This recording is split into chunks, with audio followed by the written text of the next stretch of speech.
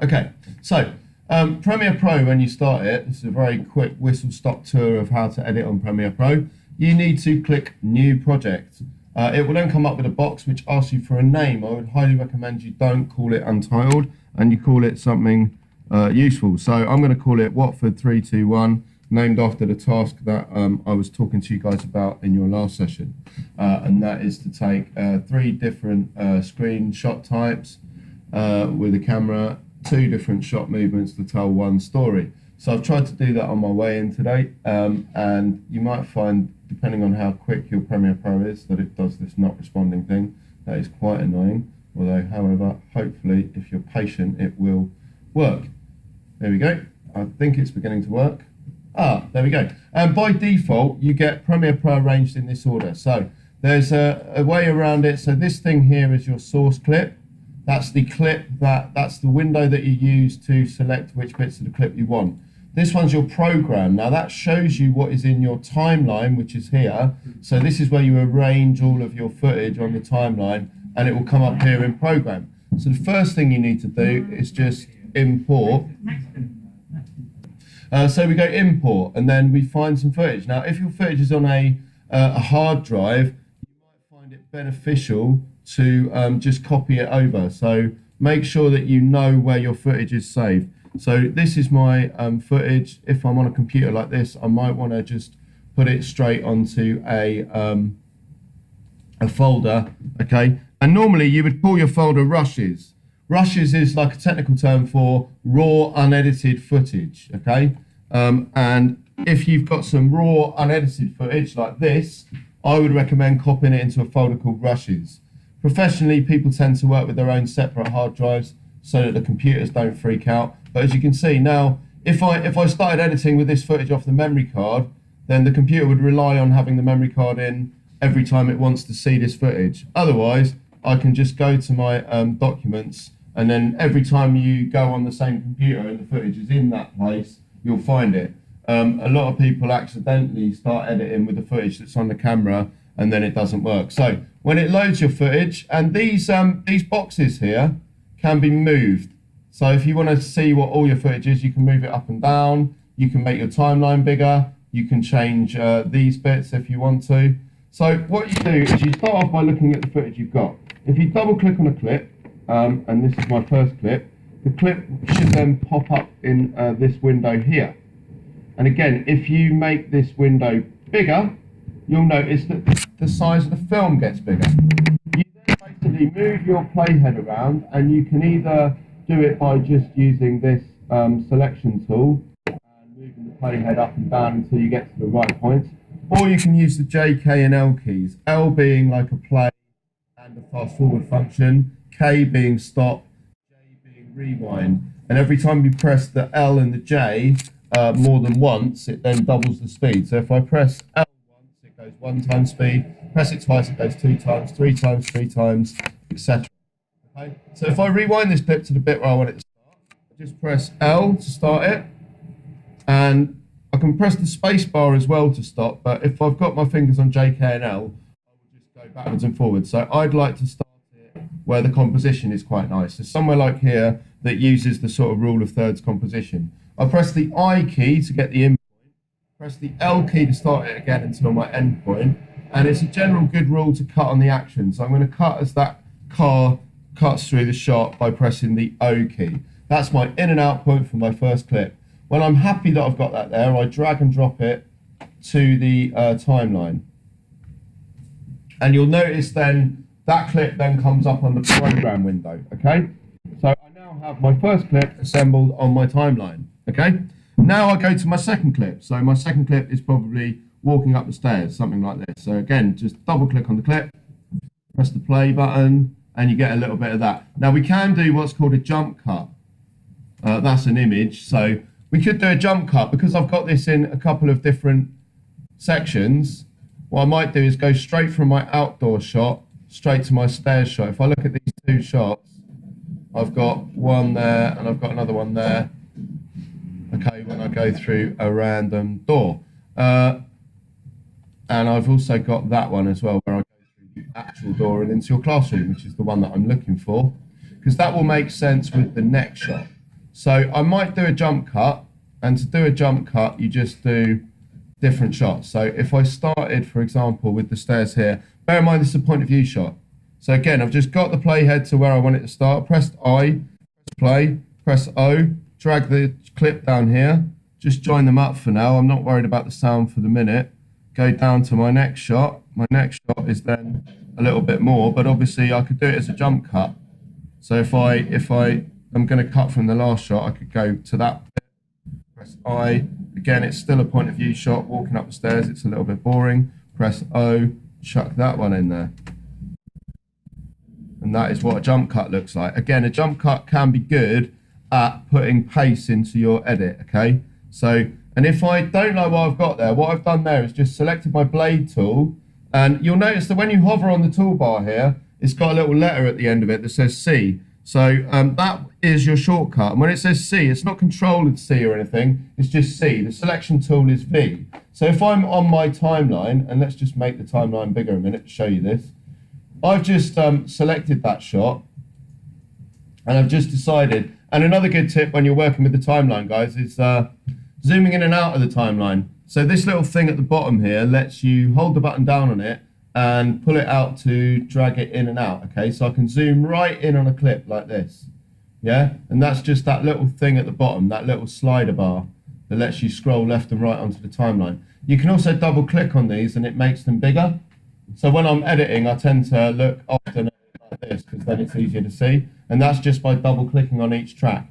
It also then shows you the overlays. So for example, normally we wouldn't start a clip straight from there. We'd normally have a fade in or something like that. Or I want the audio to fade in. The audio clip is here and the visual clip is here. If I go back to my selection tool, and you'll notice at the moment I'm on the blade tool. Remember, it was C to get the blade tool. It's V to get the pen tool, the selection tool. So if I press the V key and watch the icon, I've now got my selection tool. So I can use the C to go to blade, V to go to selection tool. Obviously, once I've made that cut, I might then want to cut it there. Another good thing when you double click on the thing is double click on an actual track.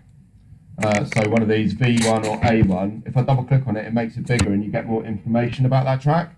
You could then right click on the thing and you get loads more options as well. So for example, if the clips come up red, you may need to then link that media again because it's basically lost where that media is. The media is somewhere on a disk drive and it can't find it.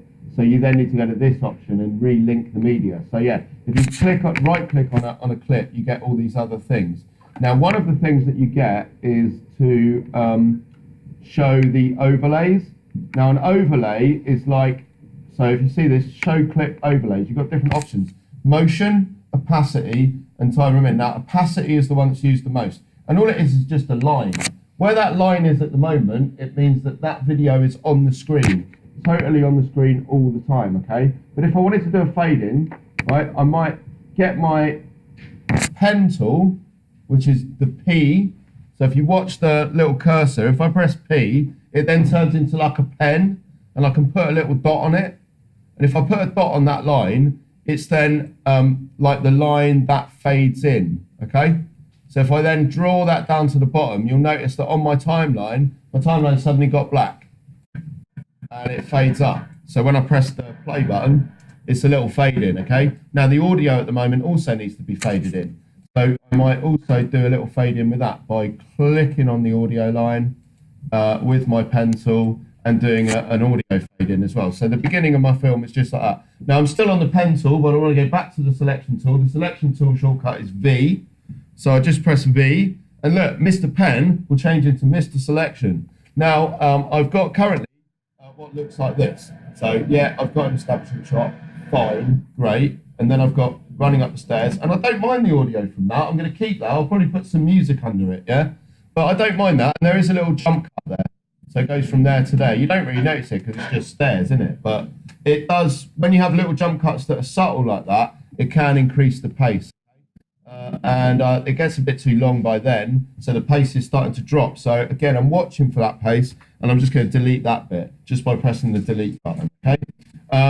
Then let's have a quick look. And when you're in this If you've moved things around, like I've just done, move the timeline up, right, well then I can't see my footage anymore. So if you want to go back to its kind of default, you can literally click work panels and go all panels, and it will just flick back to the last view, right? Or at least it should do. After not responding for a little bit, it should go back to where it was. When it wakes up, oh, here we go, it's doing something. There we go. So yeah, if you click all panels, it'll put you back to that default kind of view, which is the most useful for editing with. And you can see here, I've got my clips on my timeline, I've got the other clips, and I've got the rest of it. So let's just find the very last stair sequence that I need. That's an image, that's why it's still. This is the last one, I believe. So I'm going to jump cut to this last bit of me coming up the stairs and walking through the door. So again, I'm just going to use the J key to wind it back to this bit. And again, because that's kind of a little bit of action and it's different from the other shot, it will help with the jump cutting. So I press the I key, I press the space bar, I press play. I go to the natural end of that shot, which is after, it's a point of view shot, so you'd expect it to happen. It looks like I'm in a rush and I'm just about to come in through the classroom. So I press O to stop. Again, I'm cutting on the action, right? I then scroll my timeline to the end of it. If it's not in view, I can actually pull it out there and I can make it smaller. That's really useful because then I can drag this bit into there. Now what have I got? I've got shot, jump shot, da da da da da. Now, we're already starting to tell a kind of narrative. Yes, it's a very basic narrative, but we can see the narrative. The narrative will then be confirmed in the last shot that I got you to film, where it cuts to the inside of the class, okay? And again, what's wrong with that shot? Lighting. What's wrong with the lighting?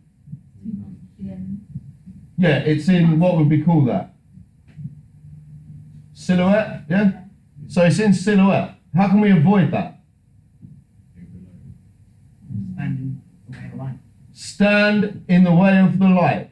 When you're filming, it sounds really blatantly obvious, but the amount of footage that I've seen that looks like this, and it is just basically rubbish, okay? How do you avoid that? Okay, well, one way of avoiding that is to be clever about it.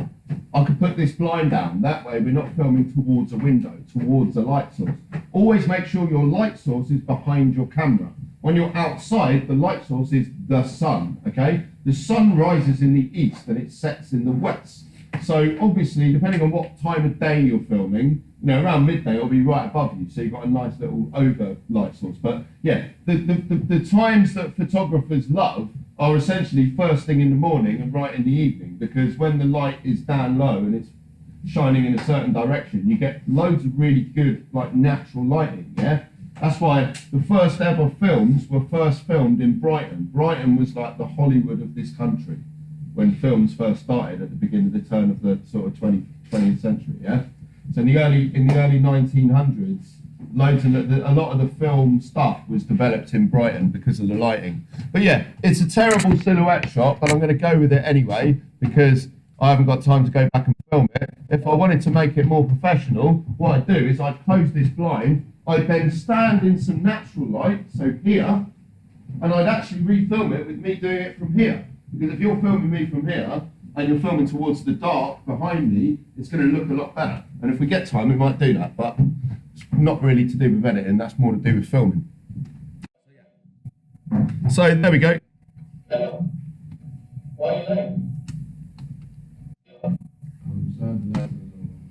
Oh, that's a bit random. So we've got 3 minutes. Why are you late? It's really like hard for me to pick up where I came from if you're always late. So try and just make it in on time next time. Thank you. Thanks, Steve. So that's the end of my little narrative. Anyway, so that's basically it.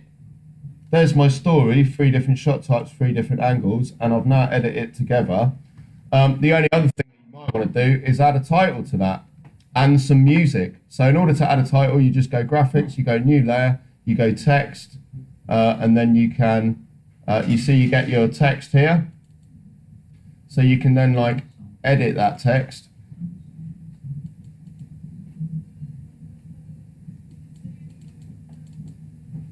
If if you go to effect controls, you get the effect controls on it.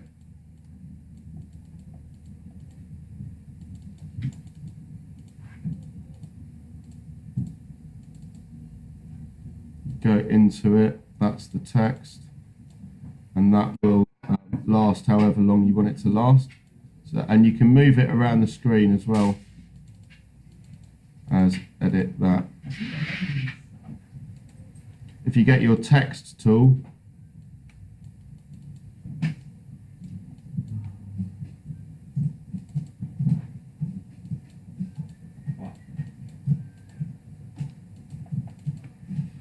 you can then edit with that.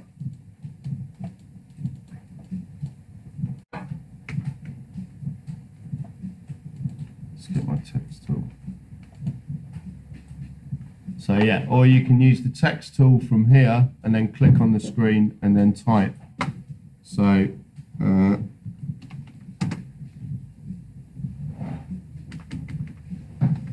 day in the life of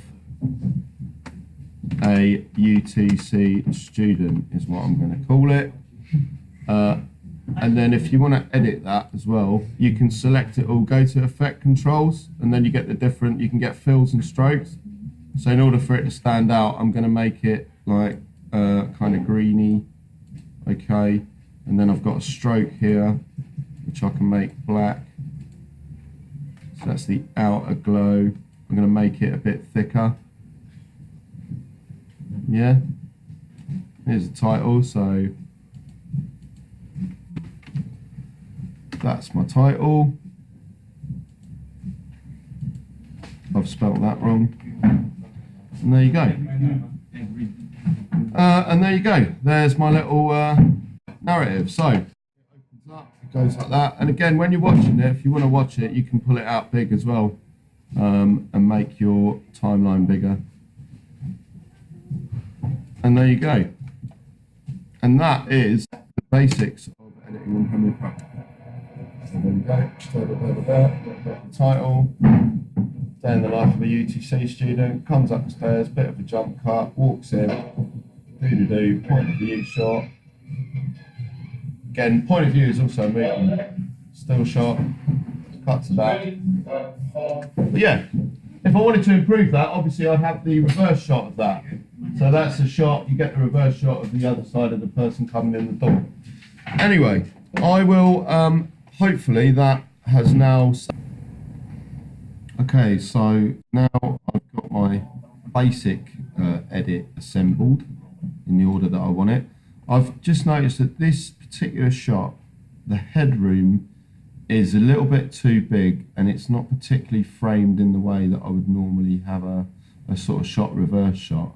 So I'm going to use, I'm going to move it around a bit. Normally, if I'm looking towards that way, my looking room should really be on the other side of the frame. So what I'm going to do is I'm going to try and frame this so it's a little bit less awkward, and I'm going to use the motion function to do that. So I can turn the scale of the shot up and I can also move it over a little bit, therefore making my looking room the right side of the frame. It's now become more like a kind of close-up, but that doesn't matter. Effectively, it chimes in better with the narrative if it's the headroom is not so big, okay, and because I'm looking towards the door, it's that way. So this would make more sort of narrative sense. Okay, so I've got this, got that. Now, I don't start till a bit late there. I wanted to say, why are you late straight away? So I'm going to use this function here, which is kind of like a ripple edit, where you get this arrow here, and I can just move the film to the point that I want it, and then click the blank space and press delete.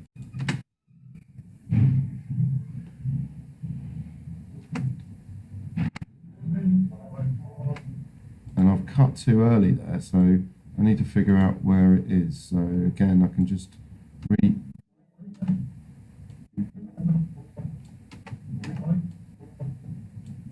move it back to exactly where I want it. Again, try and be really edit right up to the point to increase the pace there.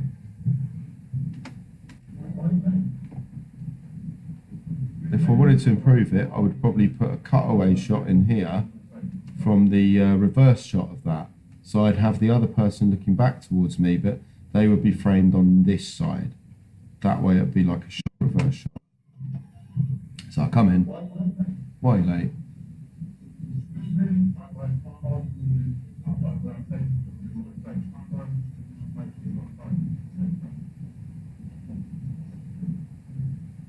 And there we go. A day in the life of a UTC student, okay? And that is using those 3 rules, okay? So 3 different shot types. I've got an establishing shot, I've got a point of view shot, okay? And then I've got a mid shot, okay? Or a medium close up, actually. It's more like a medium close up. A mid shot might be slightly wider, like the original shot I started with. But again, if your shot isn't quite right, you can use these motion functions to actually frame it.